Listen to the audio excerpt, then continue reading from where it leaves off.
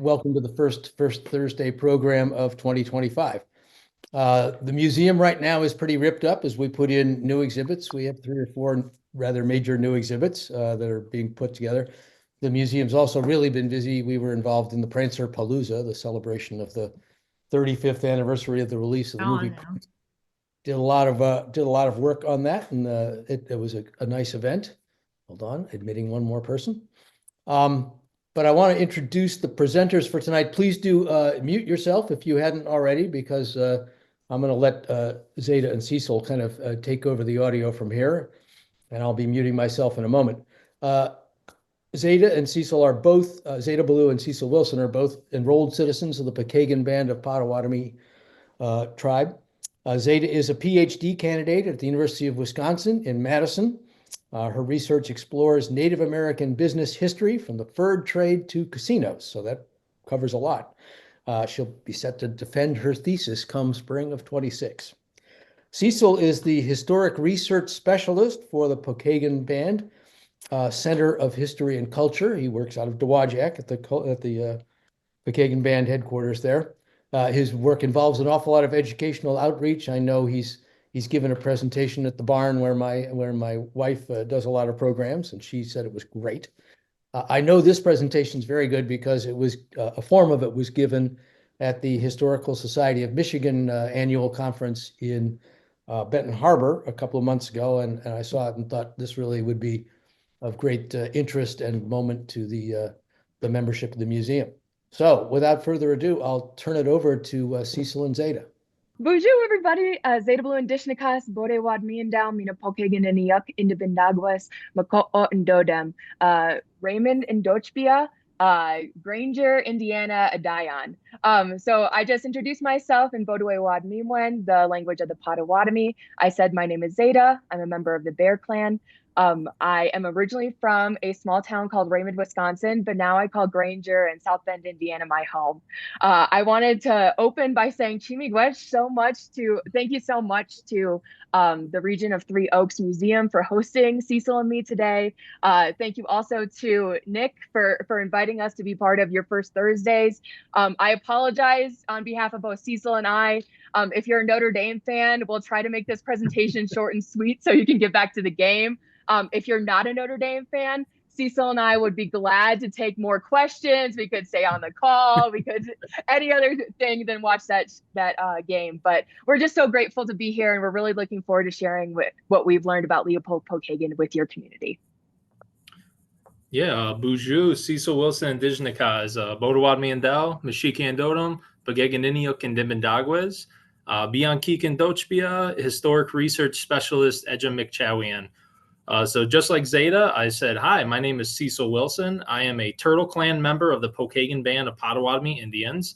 I am from Hartford, Michigan, and my job is Historic Research Specialist. I also want to say thank you as well for inviting us out. This is a very exciting opportunity, and I love getting to teach, the surrounding communities about our enriched history, share what we can. We did some digging, and Cecil and I found this museum article that was written 103 years ago. It was talking about Mr. Michael Williams, who was the secretary of the Pokagon Band of Potawatomi, who gave a talk at what was then called the Three Oaks Historical Society. So we couldn't find a picture from the event, but the man on the left highlighted in red, this is Michael B. Williams, an election around the same time that his talk was held. And so Cecil and I are hoping that whoever speaks from the Pokagon Band again at the Three Oaks History Museum or whatever it's called 100 years from now will choose a very flattering photo of Cecil and me to include in their PowerPoint or whatever they're using 100 years from now. Yeah, it's a really cool document we found there. It's nice to see how the past is kind of leading the way for the present and what we can do to further the information that we're sharing with everyone. So we can jump into it. So today's talk is all about this man, his life and his legacy. Leopold Pokagon, pictured on the right there, was the founder, the namesake of our tribe, the Pokagon Band of the Potawatomi Indians. We're a federally recognized sovereign nation based in southwestern Michigan and northern Indiana. Though few people outside of southwestern Michigan have ever heard of him, we argue that Leopold Pokagon really matters to U.S. history much more than any of us have realized. Despite its significance to the local and national history, it has been almost 50 years since anyone has attempted to write a book about him. There could be several reasons for this, but it's probably because, as you guys will see as we get into this talk, that there are not a lot of resources or sources to tell his story.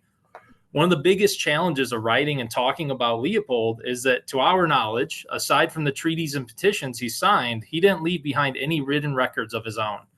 If he ever learned to read and write, and there is a very good possibility he did, despite what you might see in newspapers, which weren't always most flattering to the Native Americans in the areas anyways, his documents have not been preserved in any archives that we know of.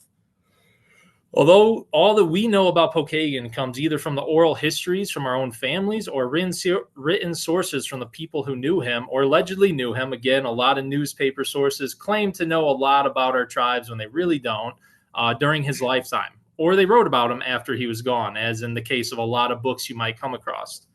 In this talk, we're going to discuss what we know and what we don't about Pokagon's life and his legacy. We'll show you guys how to read and interpret the few sources we have about Leopold to tell a bigger story about Potawatomi and United States relations in the land we now call Southwestern Michigan. And I'll pass it off to Zada. Perfect. So we've organized this talk into 6 sections, but if the Notre Dame game takes a turn, we might have to no, I'm just kidding. The first talk is all about, the first section of the talk is all about becoming Potawatomi or Potawatomi, or how we came to be as a people. The second is about Pokagon's early life. The third about the village that he founded in 1821. The fourth section is about Indian removal and its effects on Pokagon people in the 1830s and after. Then we'll go over Pokagon's later life and end, of course, with a few remarks about his legacy, what his name and his history mean for us today as Pokagon people. We'll try to be as comprehensive as we can in 50 minutes, leaving plenty of time for Q&A at the end. So if you have any questions during the talk, please write them down, and we're looking forward to that discussion at the end.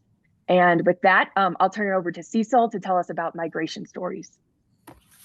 All right, so to begin with, we can't really talk about our migration stories unless we kind of briefly touch upon our creation stories as well. As far as the Pokagon Band of Potawatomi people go, or the greater Potawatomi, maybe Anishinaabe culture goes, the Great Lakes area has always been our homelands. These are where we were created by our creator, Gejemnado, way in the past at the dawn of creation, as well as being where we came back to be home. We do have several different creation stories as well. They kind of vary depending on where you were located at, where the Potawatomi tribe you were part of was located, as well as whatever your family believes or what their oral histories have told them throughout time.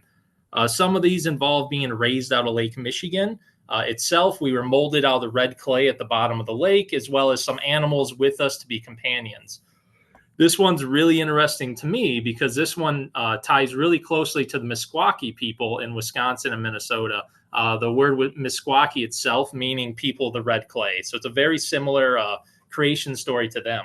We also have one about how we were raised out of, or we were placed down from a mountain in Wisconsin.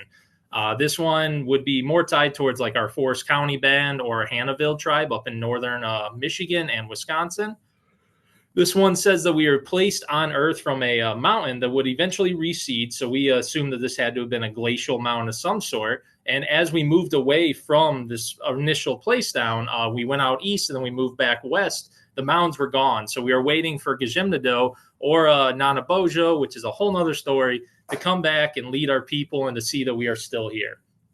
Our third creation story, which ties very closely to us at the St. Joseph River Valley area, as well as the Miami people, is that we were raised out of the St. Joseph River itself.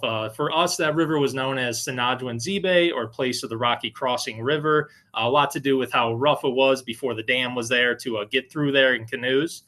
And it's very similar to the Lake Michigan one, where we were raised out of the soil, out of the earth, brought on this land, raised with companions to help name things and to migrate outward from where we were. So now that we talked a little bit about our creation story, we can talk a little bit about our migration as well. So at some point in time from when we were created up until roughly 1000 CE, we had migrated out eastward, up towards like the New Brunswick and Maine area, up and towards what would now be Canada, probably following along the St. Lawrence Seaway. Sometime between 1000 and 1500 CE, one of our prophets in the tribe, he had a message from Gajemendo, our creator again, that said we needed to move westward. We needed to move to where the food grows on the water. We now know that this is in reference to the wild rice that we use as a staple in a lot of our foods. It's very important to our diets. He was told to move westward because we were going to have some really rude neighbors moving in from the east. We now know that those were the Europeans coming across. It was a good assumption, at least, and it did help us through migration. If you guys look at this image that we have on the slide, this is the more modern interpretation of what our migration looked like. If you look up by the New Brunswick area, that's roughly where we started. We migrated again down the St. Lawrence Seaway, all the way into Canada, crossing over in New York, back into Michigan and Detroit, coming over across what would later be known as the Sauk Trail or the Detroit to Chicago Road, heading down towards southwest Michigan, and then stretching up into Wisconsin, Indiana, Illinois, all the regions that we would eventually consider our ancestral lands. Another cool thing to note about this migration map is that if you look at where all these little arrows break off, that it wasn't just the Potawatomi people that migrated. There were also other tribes with us. We will talk later about the two important tribes to us, the other two tribes of the Three Fires Confederacy. But there are also, like in Maine, you see some of the tribes break off. These might be the Passamaquoddy people. When you get into New York, you might see some of the Oneida, what would eventually become like the Haudenosaunee or the Iroquois Confederacy people break off. So it was a mass migration of people. It wasn't just the Potawatomi. And then in the 1600s, when we start to see these rude neighbors that we knew were coming, the rude Europeans coming across the ocean to us, we start to see some of the eastern tribes encroaching into our territories. I mentioned the Iroquois Confederacy just a minute ago. They were one of the biggest offenders when it comes to the people in the Great Lakes region. They eventually moved from New York, moving westward, and took over the entire area of Michigan, Ohio, and into Indiana. They were looking to monopolize the fur trade. Their first interactions came with, I believe, the British people coming across, and they saw that if they had the furs, that they could trade for these, for guns, resources, things that the other tribes didn't have. So it allowed them to be more efficient at what they did and be dominant. We eventually, when we got pushed out of the state, migrated up into northern Wisconsin with a lot of the other tribes of Miami, the Odawa, the Ottawa people, the Meskwaki people were up there, the Fox, the Sac people, a whole lot of tribes up in there. And it was up in northern Wisconsin that we have our first interactions with the Europeans. We meet with some French Jesuits that traveled, I believe, down through the St. Lawrence Seaway across the Great Lakes. We see some of our first baptismal records through these French Jesuits in the late 1800s or late 1600s. Sorry, taking a breath. So the late 1600s, and it was through these relations with them and these baptisms, we kind of adopt some of the Catholic beliefs because they fit with a lot of what our tribe saw as our own religious beliefs, our own ceremonial traditions. We adopt them and we end up allying with the French, and they help us push the Iroquois eventually out of the state of Michigan. So by the time the United States was founded in the late 1700s, the Potawatomi Nation controlled most of the southern coast of Lake Michigan. All of the land you see highlighted in red, those were our traditional homelands when the United States was established. So originally they stretched as far north as Green Bay, Wisconsin, as far south as Quincy, Illinois, as far east as Detroit, Michigan. And even though this was Potawatomi territory, the other parts of Michigan were controlled by our allies. And so on that part, we had a buffer with our relatives who included mostly Ojibwe and Odawa. And then Cecil will tell you more about our alliance with them.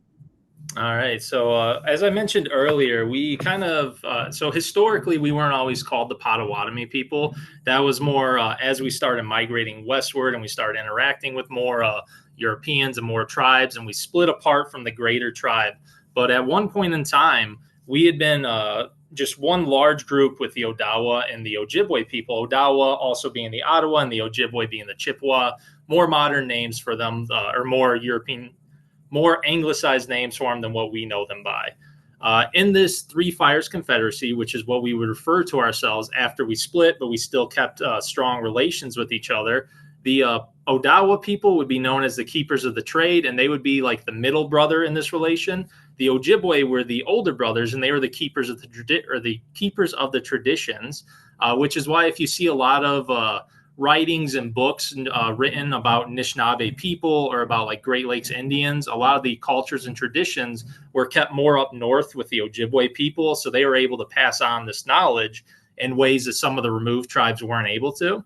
And the Potawatomi, or the Potawatomi, as we know ourselves, were called the keepers of the fire.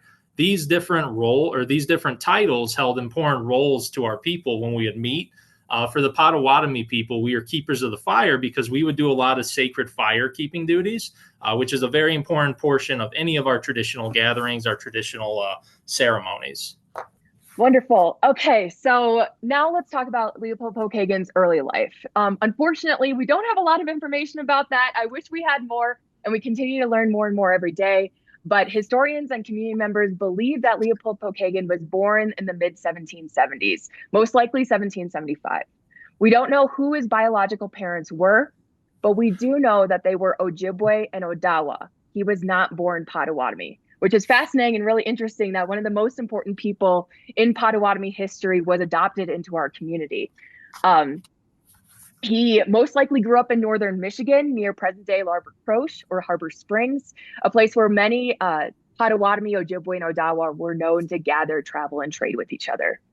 When Pokagon was young, the Potawatomi found him walking alone in the woods near the St. Joseph River Valley, and Chief Topnaby, who Cecil's going to tell us about in a second, adopted him into his community.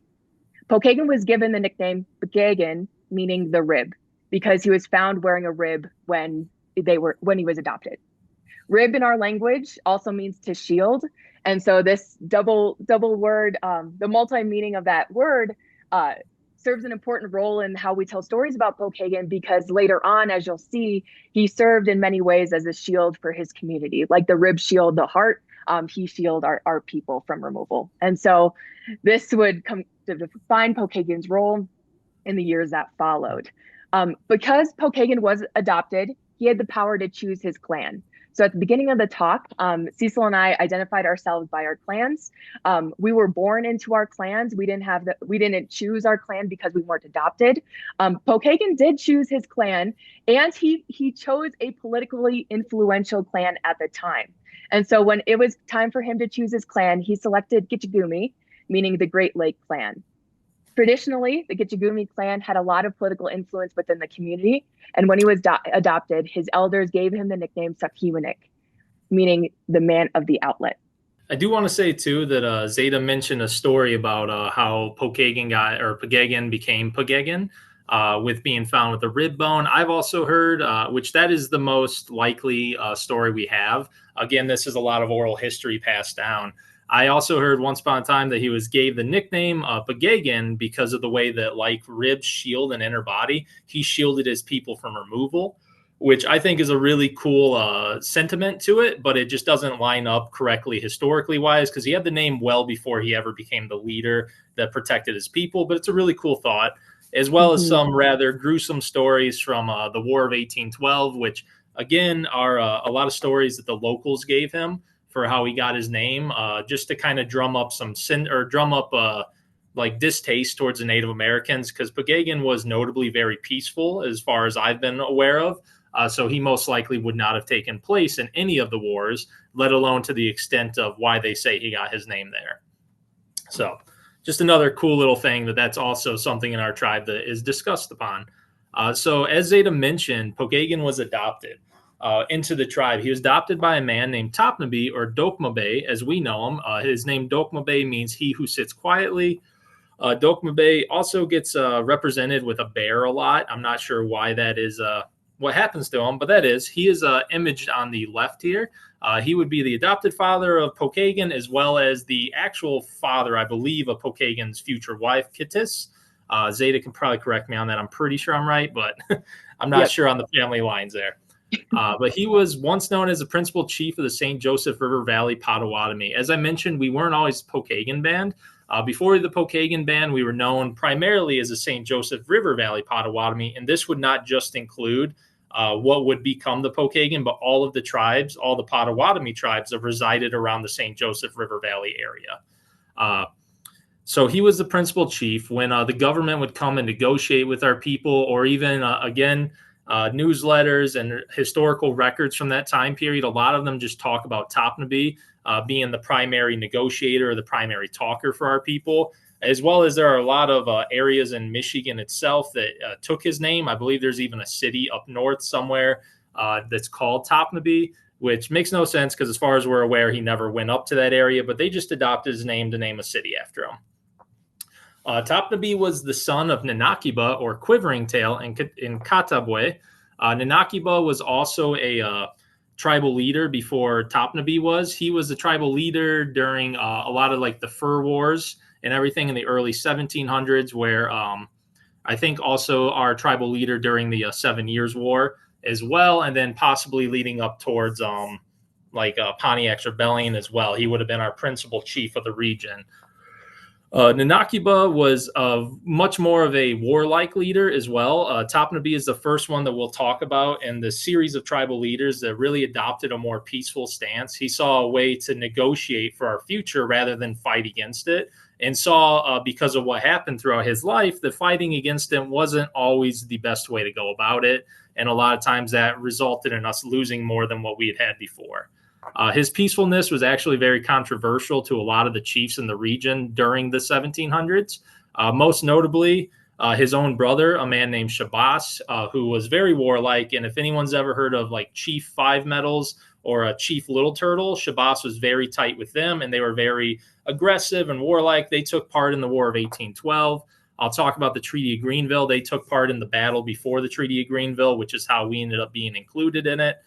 A lot of stuff like that. And then also notably post-Treaty of Greenville, he fell out of favor really quickly with a man named Tecumseh, who was a Shawnee leader at the time. Tecumseh and his prophet brother Tenskwatawa, who eventually led what would become the War of 1812 in this region. They tried to enlist a lot of Native Americans, and because of Topnaby's peaceful actions instead of his warlike, aggressive demeanor, they just did not get along. Notably, Tecumseh was not a fan of Topnaby.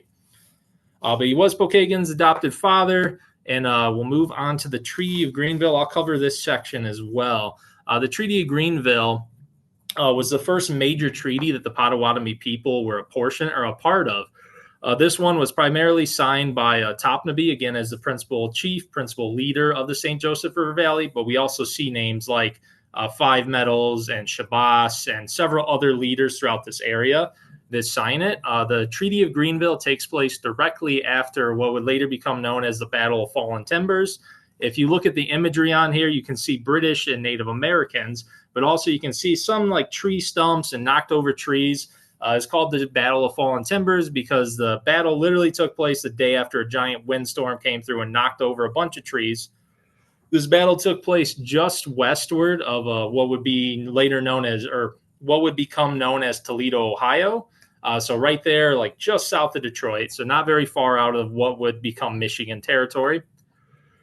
The Battle of Fallen Timbers was fought between the British and Native Americans against the American forces that were encroaching into here. The Native American forces had allied with the British because despite a lot of our like wars that happened against them in the earlier 1700s, we still saw them preferable over the Americans that were moving in and taking our land.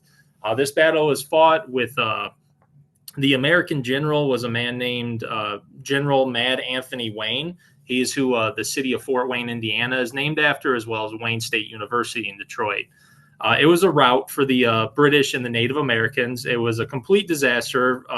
Anthony Wayne was a great general, really good at what he did. He was a terrible man for Native Americans, but great at what he did as a general. So they routed him. The British fall back first. They go back to their fort where the whole plan was that they were going to go back, fortify it, get it ready. The Native Americans would hold back the Americans, and they would just kind of like hold them back and then fall back and go into the fort, and they would kind of hold a siege against it, hoping that their defensible position would help them. This is not what happened. When the Native Americans made their way back to the fort, the British had locked it down, and they pretty much said, you guys are on your own. We just got handily beaten. If we keep fighting with this, it's just not going to go our way. It's going to make things worse for us. So they left the Native Americans out there to be captured by the Americans. Throughout this capture, and then later into 1795, to make peace with the whole situation, we see the Treaty of Greenville being signed. This Treaty of Greenville, as you guys can see here, would give away a majority of like the southwestern portion of Ohio, as well as a little bit in the northeastern portion. It would give away a lot of land around Detroit, a lot of land around Chicago, and then a big chunk of land around Vincennes, which was a blossoming Catholic diocese there, one of the biggest in the region. This treaty would also be notable because at this treaty, we would see that or this is the treaty that would directly lead to Tecumseh being aggressive against the Americans. Because even though you can't see it in this map here, like this whole section of land ceded away, it wasn't just a giant block of land. Throughout the whole region, there would be little dots of a Native American reservation set aside.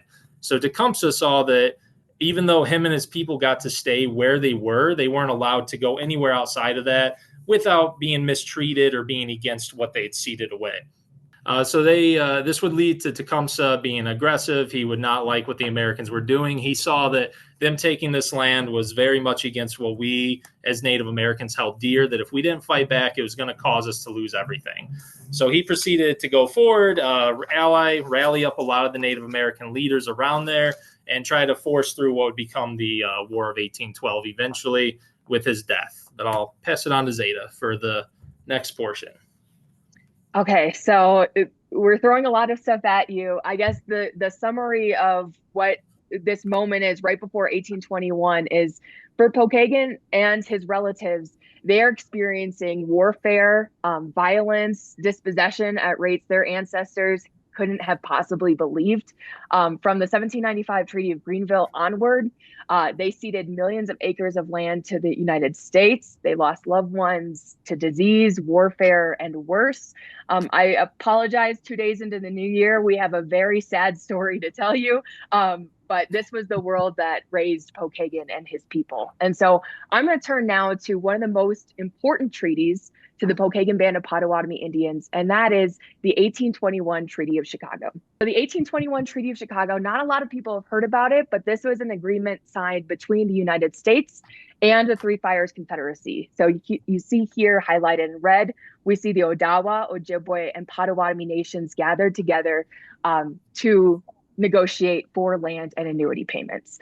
The reason why the United States invited them to Chicago is because one of the primary negotiators, Michigan Territorial Governor Lewis Cass, said that it was easier for people to cede land that they could not see with their own eyes. And so this treaty was negotiated hundreds of miles away from the St. Joseph River Valley, and yet the St. Joseph River was at stake in this treaty. At the treaty agreement, the United States had come bearing gifts for the Potawatomi. The Americans offered us a deal. In exchange for their, quote, uncultivated land, which included extensive property in the land that was the St. Joseph River Valley, that appeared to the Americans to be of little use to the Potawatomi, Michigan Territorial Governor Lewis Cass promised the Potawatomi Nation something more valuable than land. I don't know about you, but I don't know of many things that are more valuable than land. But what Lewis Cass promised us were annuity payments. And so Cecil Wilson mentioned earlier, the Potawatomi were dominant in the fur trade. The fur trade continued in the 1800s, but by the Treaty of Chicago in 1821, the Americans wanted us out of the fur trade market. Instead of participating in the fur trade market, they wanted us to transition our economy into more of an annuity-based process that was largely controlled, almost entirely controlled by the Americans. And so in exchange for 4 million acres of land near present-day southwestern Michigan and northern Indiana, which, Cecil, if you could click that next slide. Okay, so this blue L-shaped land you see highlighted on the screen, this was all the land ceded at the 1821 Treaty of Chicago. In exchange for this land, the Potawatomi, the Ojibwe, and Odawa were promised annuity payments for the next 25 years, as well as a teacher to educate our people, and a blacksmith so that we could participate in the local economy. In reaching this agreement, according to my research that I'm doing for the dissertation, neither the Potawatomi nor the United States could have realized that this would result in one of the largest Potawatomi, and according to my research, one of the wealthiest Potawatomi communities in early or more recorded American history. At the Treaty of Chicago in 1821 is where we see the beginnings of Pokagon's village. Pokagon's village is very difficult to see on a map unless you're zoomed in. And so here's that land cession highlighted in red. And then I've zoomed in even closer. And if you squint hard, you can see right on the Michigan-Indiana border, this very, very, very small reservation was Pokagon's village. It was, so in exchange for this land, the Americans got 4 million acres, and we got a series of very small reservations scattered throughout this region. And so any of the red that you see highlighted here is unceded by 1821. But shortly after Congress ratified the 1821 Treaty of Chicago, a new Potawatomi reservation known as Pokagon's Village begins to appear in American records. Cecil, if you could click the next slide. Thank you. So Pokagon's Village was located near present-day Niles, Michigan, near several waterways, as the people on this call know very well, on the southern coast of Lake Michigan. This land provided everything for our people, everything that we needed to survive, and it's no wonder why, when given the option to choose, Pokagon decided to establish his village here. But the Potawatomi weren't the only people who found this land appealing. In 1817, an American military officer considered the St. Joseph River Valley to be a fine prospect for the United States due to its vast forests of valuable timber and exceedingly rich soil. That quote is included on this slide. In fact, that same officer claimed that neither China nor Holland ever had such natural advantages for inland water communications as did the St. Joseph River Valley. And then on the next slide, yes, for a brief moment, all roads led to Pokagon Village.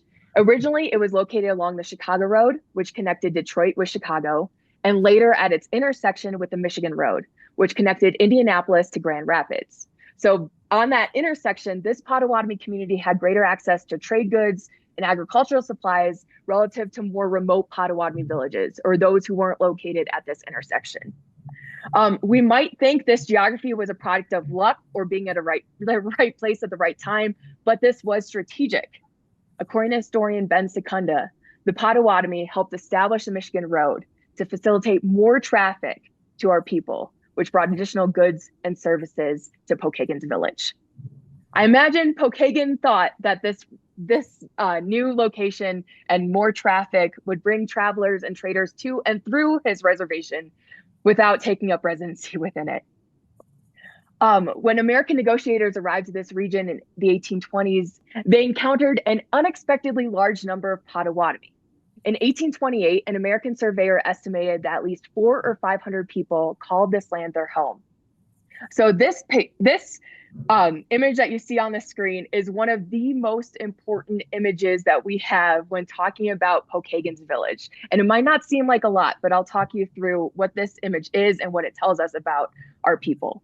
And so in 1821, Lewis Cass asked for a man by the name of E. Reed to conduct a survey of the St. Joseph River Valley to see who was there and what lands they were on. So in this survey, he's included a map. And it's kind of difficult to read, but down is north and up is south. Here's the Chicago Road right next to Pokagon's village.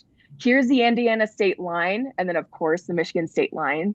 Then we see several Potawatomi villages identified by name. Pokagon's is by far the most expansive, with 55 residents calling it its home.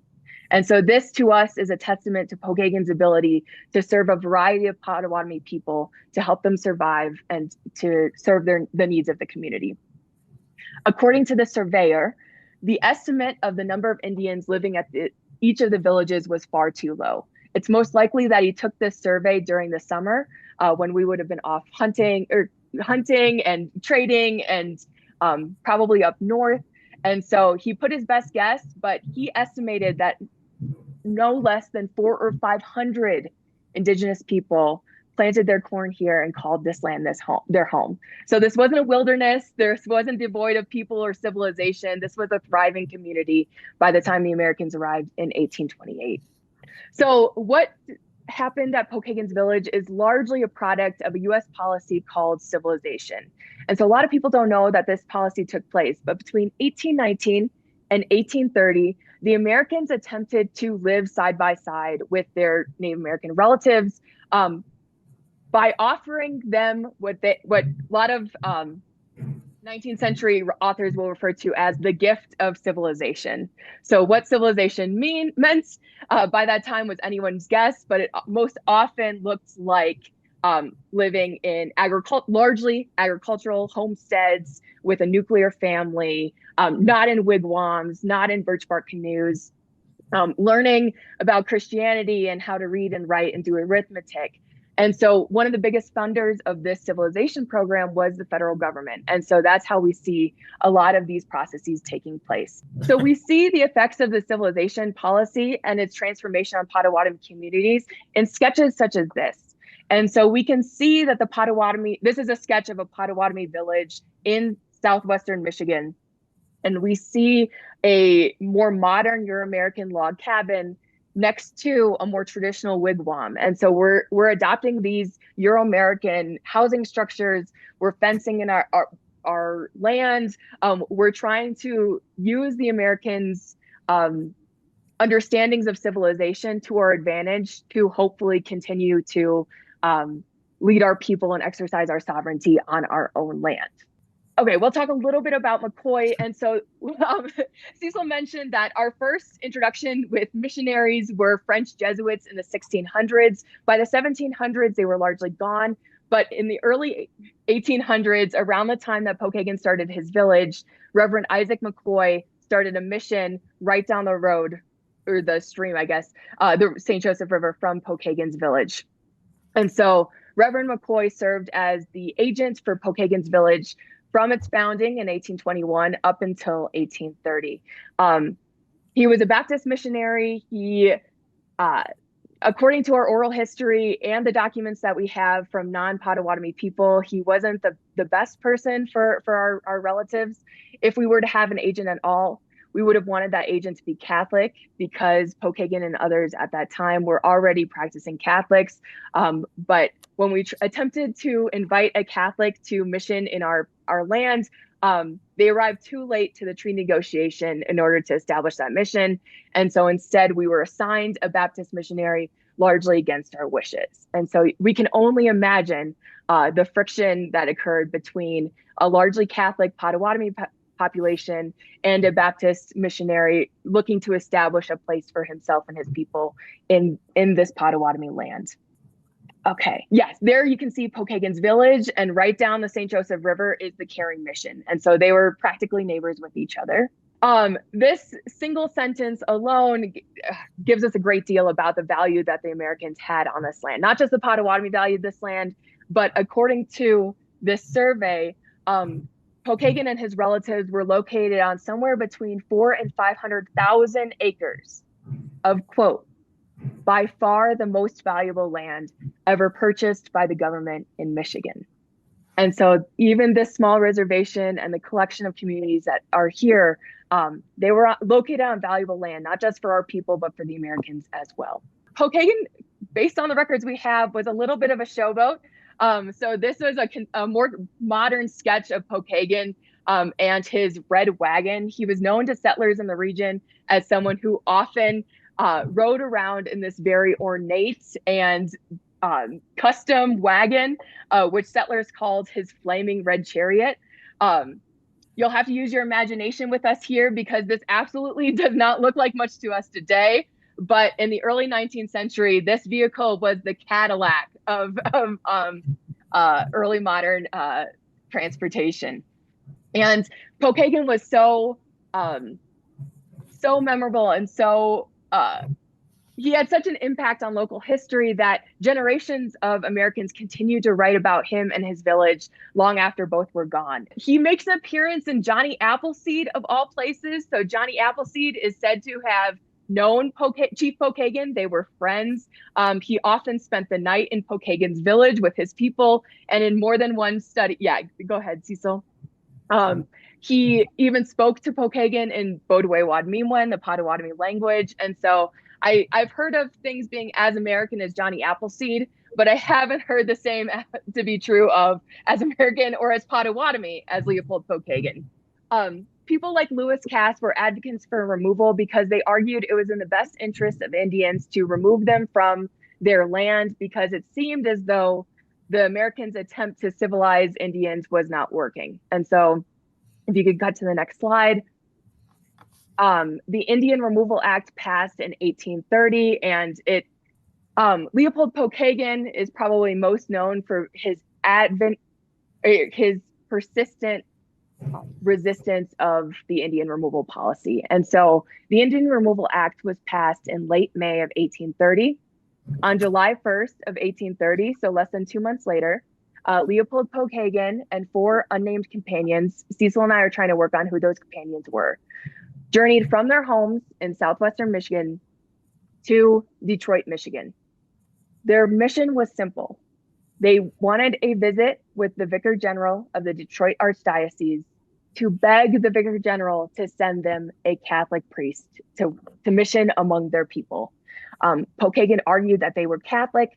They had always been Catholic, but Lewis Cass and his friend Isaac McCloy were advocating for removal, and Leopold Pokagon did not want to remove his people. And so at first, the Vicar General was lukewarm towards Pokagon. He wasn't sure if he was sincere or if this was in the best interest of the Catholic Church to reintroduce its mission into the St. Joseph River Valley. So to convince him of his sincerity, Pokagon got on his knees and recited the Pater, the Ave, the Credo, and God's commandments, without faltering and without making the slightest mistake. Father Richard was so moved by that demonstration that he said, "My children, you will not be abandoned. We will send you a Catholic priest." Even though Pokagon had gotten the yes, he wanted to make certain that this arrangement between the Potawatomi, specifically his people, and the Catholic Church would remain forever. And so Pokagon said, if you could press the next slide, Cecil, "My father, tell me the truth. The black robe that you will send us will stay always with us, your children, or will he only be among us for some time? We want a black robe for always." Father Richard agreed. And it couldn't be more fitting that we're telling this story today on a playoff game of Notre Dame, because Father Richard sent a man named Father Baden in 1830. And by 1842, a man named Father Edward Sorin, who's largely considered the founder of Notre Dame, came to the land that became Notre Dame to found or to continue the Indian mission that his predecessors had started. So it's going to be more perfect of a serendipitous day. Okay, next slide, please.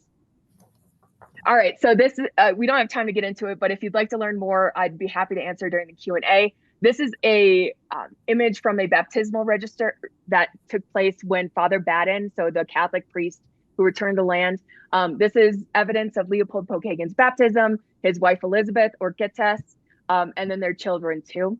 I told you a lot about the 1821 Treaty of Chicago. By 1833, after the Indian Removal Act had passed, the United States was no longer interested in civilizing Potawatomi people or ceding land in exchange for annuities. They wanted the Potawatomi out. And so again, they called the Three Fires Confederacy from their homes, largely in Michigan, to Chicago, because like I said, it's easier to cede land that you cannot see. They gave them 2 options. They could either cede their remaining homelands and remove west, or leave the treaty negotiation with no annuity payments or no deal at all. So they absolutely did not have a choice but to cede the remaining homelands. Of course, Pokagon was here. By this time, he was a very well-established chief. At the treaty negotiation, we have Pokagon's words documented, and he reportedly said, "You have, my fathers, asked us to sell our land to our great father. We do not know what land you want. We have small tracts of land. We do not know whether you want these small pieces or what lands. We wish to know which it is you want." And so, like I said, when we squinted really hard to see Pokagon's village, that was all the land that they had left, but that's what the United States wanted. According to George Porter, he replied to Pokagon by saying, "Besides this, you own small reservations at Pokagon Village and the village of Topnaby. These are the lands which your great father instructed us to buy from you." So not only did they want the millions of acres that they got out of this deal, but they also wanted Pokagon's own very small reservation as well. And so Cecil can, next slide. All right. And so we don't know how, but we know for certain that Pokagon refused to sign this agreement unless there was an amendment written for his people. So in order to cede his land and liquidate his small reservation, his people would not be removed west with the rest of the Potawatomi. Instead, it's written on an amendment to the 1833 Treaty of Chicago that on account of Leopold Pokagon and his people's religious creed, they would remain in Michigan.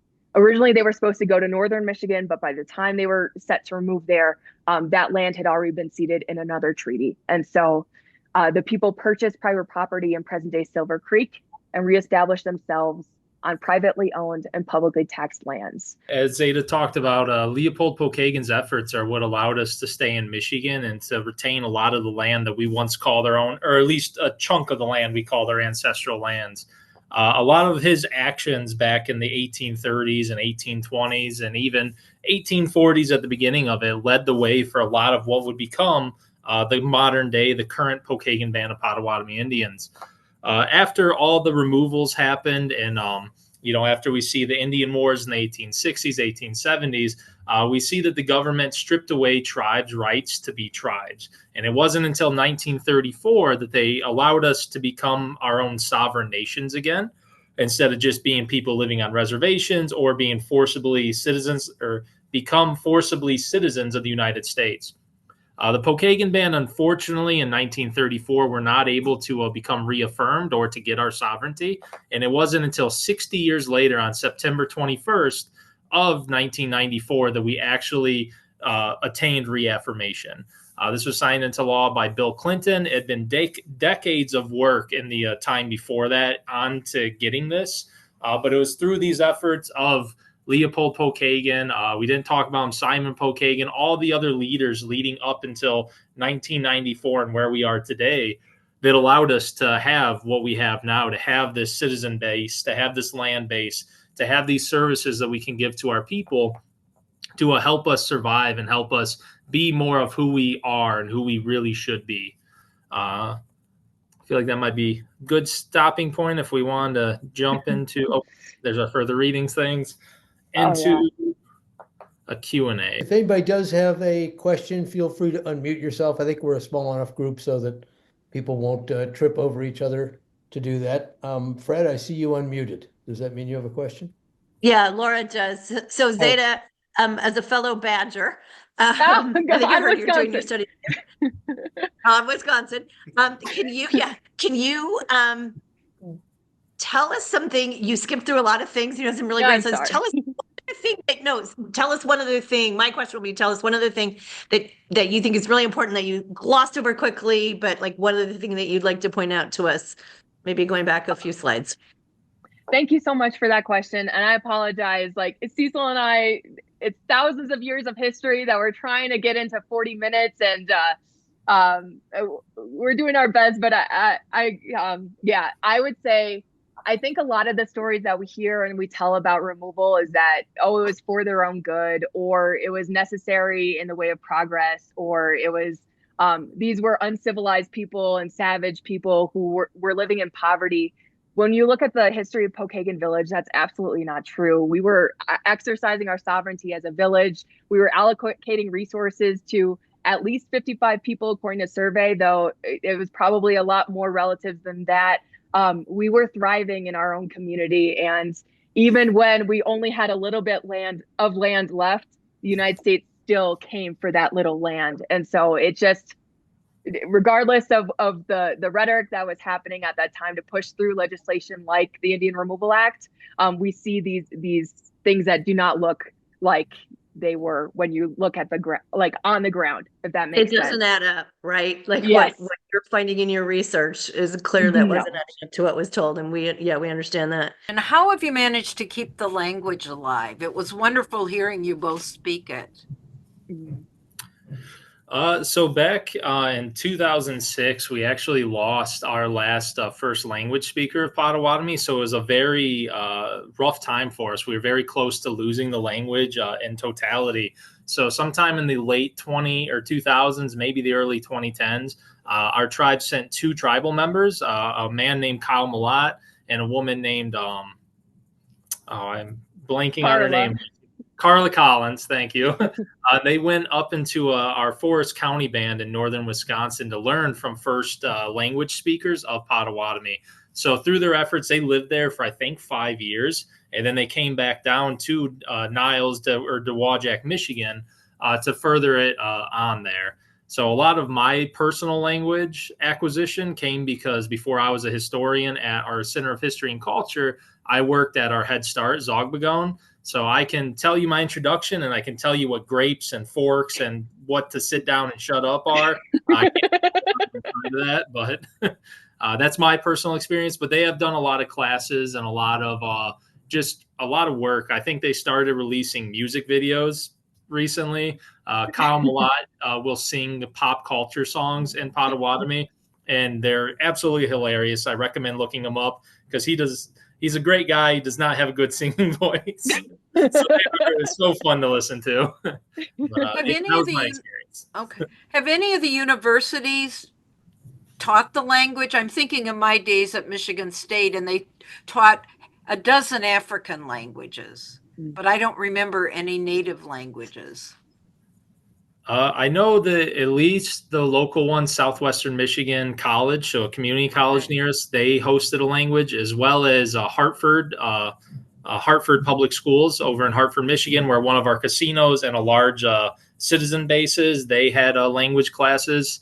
And I feel like Notre Dame, we've been trying to push our way into Notre Dame to get classes for language out there. They've done, I believe someone said they did a different Native American language class out there. So we're hoping to piggyback off that and get out to Notre Dame at the very least. Great. I was hoping you'd talk a little bit about some of the stuff you skipped over. First of all, and you can correct me if I'm wrong about this, but even though there was an exemption for the Pokagon Band in the treaty, the government still tried to remove them, and they had to go into court. In a wonderful justice's name, Epaphroditus Ransom, ruled against the government and said these people now own property, which they bought with the annuities, I guess, and refused to kick them out. And then I also want you to talk a little bit about Simon Pokagon, because Leopold's son was a really interesting guy. Rang the bell at the Chicago Day at the Chicago World's Fair. Was very famous as a writer. So if you can go back over a little bit of that ground. Definitely. Cecil, do you want to take Ransom and I'll take Simon? Take Simon. All right. Yeah. And so the 1833 treaty, our first post-removal treaty that we signed, that removed a lot of Native Americans in Indiana and Michigan, a lot of Potawatomi, didn't remove all of us. And it was slow to be enacted. It took several years to get ratified.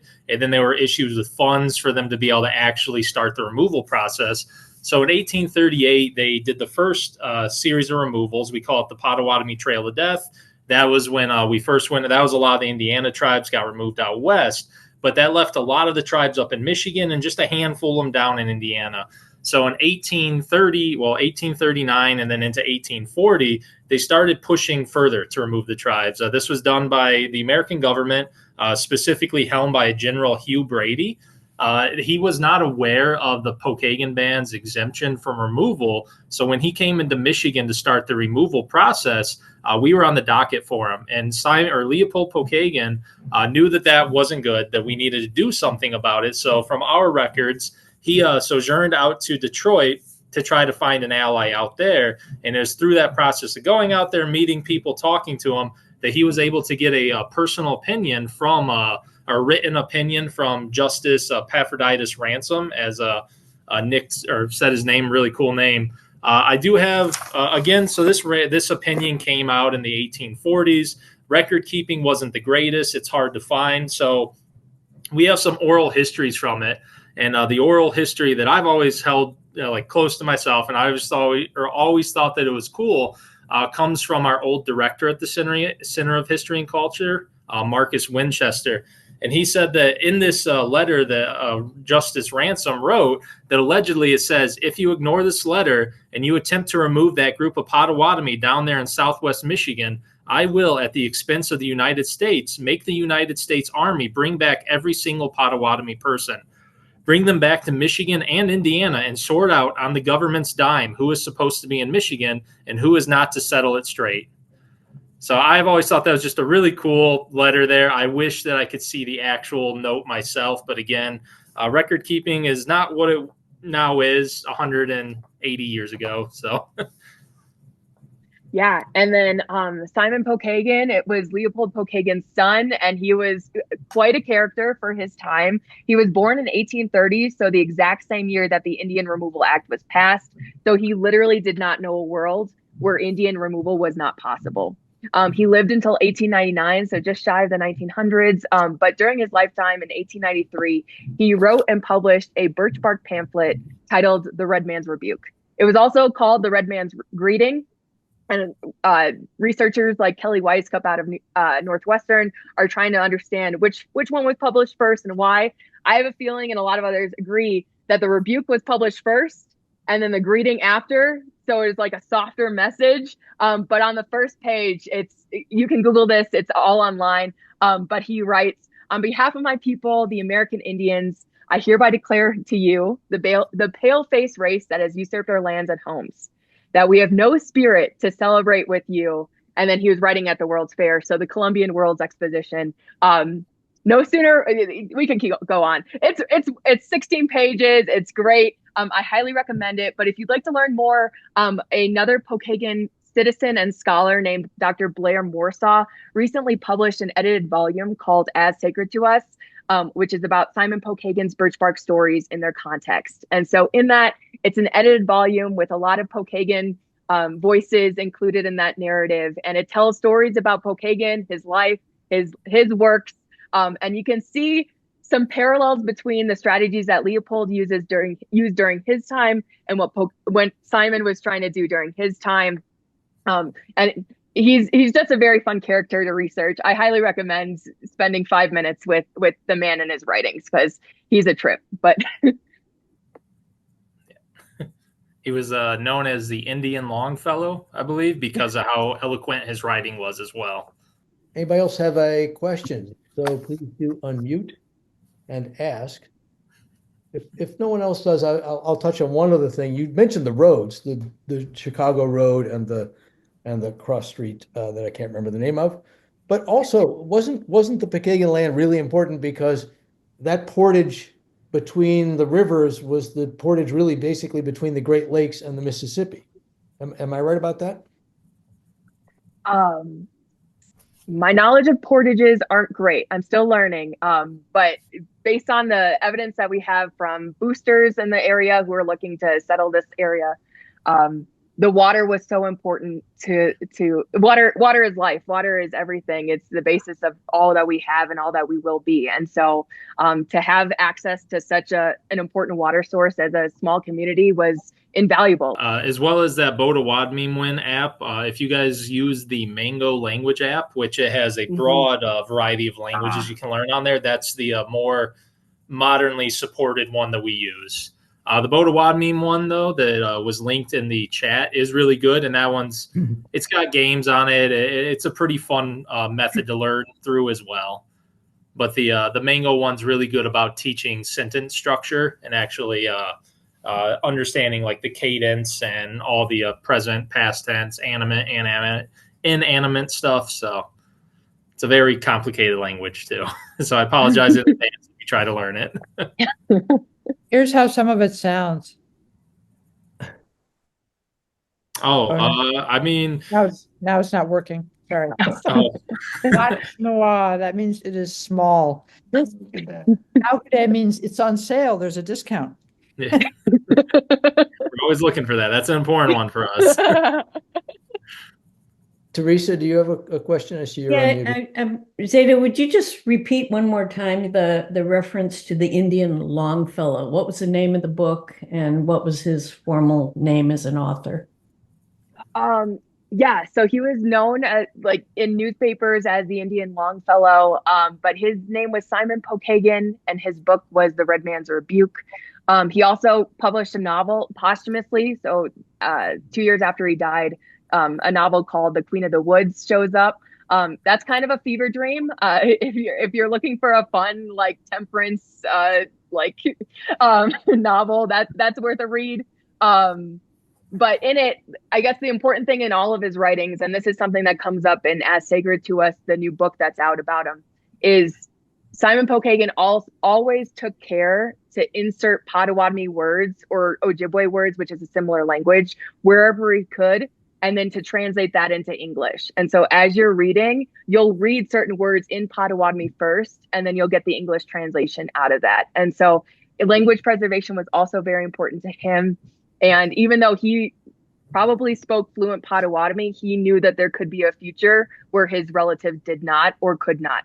And so he planned for that future by translating the words that we needed when we needed it throughout those books. And so I highly recommend seeing that in action. Thank you. If there are other questions, now's the time to ask them. If not, I will thank our presenters, Cecil and Zada. Terrific job. Thank you so much. Really appreciate that. And there's a little applause going on some screens. That's good. Thank you. If anybody's interested in learning more, being involved more with the Pokagon Band, our powwows, which happen twice a year on Labor Day and Memorial Day weekend, are free and open to the public. Come out. You can hear drumming. I don't know if you guys can hear drumming in my background noise right now. They're out there doing it tonight. But really fun, really good time. You can even eat our food. It's wonderful. And you can talk to just about anybody out there, and they will share what they know with you, as well as if you ever want a more formal thing, you can always stop by our Center of History and Culture, and either myself or our archivist, Jen Markison, we will be here and we can share anything you guys want to know. Yeah, I'll back. I did go to the powwow a couple of years ago. It was really interesting and fun. So where, Nick? Yeah. Where is it? Oh, in Dowagiac, Michigan. My bad. Yeah. Oh, okay. Oh, cool. Yeah. So I'm not sure how far away that is from Three Rivers, but probably pretty far. Yeah, it's a half-hour drive maybe. So but it's an all-day thing, so you can come out in the morning and hang out all day. And they do opening ceremony, or they do opening drumming and dancing there. It's a wonderful time. Thank you so much. Thank you. Thank you. Oh, Thank you. miigwech for listening to us. Thank you. Miigwech.